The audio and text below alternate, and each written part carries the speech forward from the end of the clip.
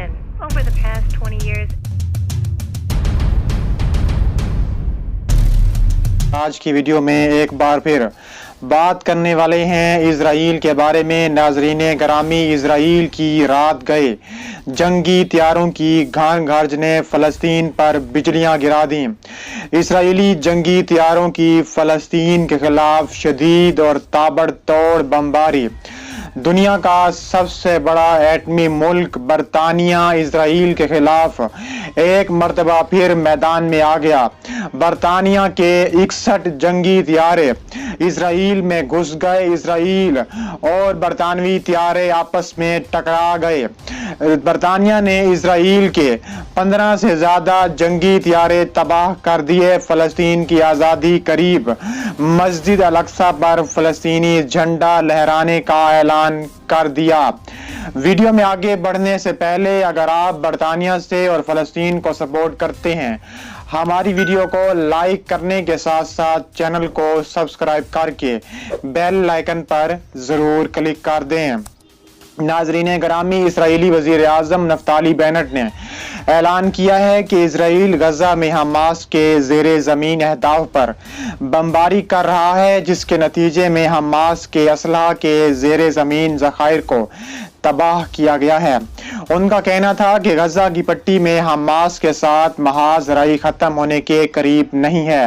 انہوں نے کہا ہے کہ میں نے کہا ہے کہ ہم حماس پر کاری ضربے لگائیں گے اور ہم یہ کر بھی رہے ہیں۔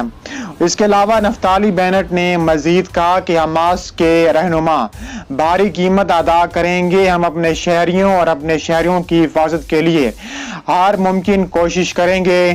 دوسری طرف اسرائیلی چیف آف سٹاف نے دعویٰ کیا ہے کہ حماس کی زیادہ تر میزائل صلاحیتیں ختم ہو چکی ہیں۔ فوج کے ترجمان افیائی ادرائی نے ایک بیان میں اعلان کیا ہے کہ گزشتہ شب 6 فضائی اڈوں سے لگ بھگ 160 طیاروں نے غزہ کی پٹی میں تقریباً 150 اہداف پر بمباری کی، جس میں 450 میزائلوں اور بمبوں کا استعمال کیا گیا۔ ان بمباری کا مقصد زیر زمین مفادات کو متاثر کرنا ہے۔ بمباری میں غزہ شہر کے آس پاس کے شمالی اور مشرقی علاقوں میں زیر زمین اور میٹرو سروس کو نشانہ بنایا گیا۔ انہوں نے مزید کہا کہ یہ سرنگیں حماس کے لیے ایک تصویراتی خزانہ ہیں۔ ان پر بمباری کے نتائج دن کے اوقات میں واضح ہوں گے۔ انہوں نے بات آگے بڑھاتے ہوئے کہا ہے کہ شمالی غزہ کی پٹی میں کئی کلومیٹر سرنگوں کو زبردست دھچکا لگا ہے۔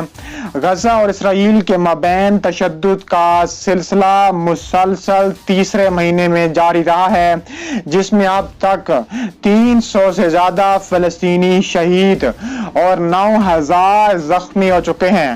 اس کے علاوہ اسرائیلی جنگی طیاروں کی شدید بمباری کے بعد برطانیہ کے 61 سے زیادہ جنگی طیارے اسرائیل میں گھس گئے۔ اسرائیلی اور برطانوی طیارے آپس میں ٹکرا گئے۔ اسرائیل نے برطانیہ کے آپس میں ٹکرانے کے بعد اسرائیل کے 5 سے زیادہ جنگی طیارے تباہ کر دیے۔ فلسطین کی آزادی قریب ہے۔ دوسری جانب برطانوی وزیر اعظم بورس جانسن کا کہنا ہے کہ فلسطین میں اسرائیلی ظلم و بربریت کے خلاف اگر پوری دنیا خاموش بھی ہو جائے تب بھی ہم اس کے ظلم کے خلاف آواز اٹھاتے رہیں گے۔ برطانوی وزیر اعظم نے اپنی پارٹی کے نمائندوں سے بذریعہ ویڈیو کانفرنس ملاقات میں مزید کہا کہ شامی سرحد کے قریب جس طرح ہم نے دہشت گردوں کا راستہ روکا، اسی طرح مسجد الاقصی کی جانب بڑھتے ہوئے ہاتھوں کو ہم کاٹ ڈالیں گے۔ انہوں نے مزید کہا کہ میں نے بعض عالمی رہنماؤں سے رابطہ کیا جنہوں نے ہمارے موقف کی مکمل تائید کی ہے۔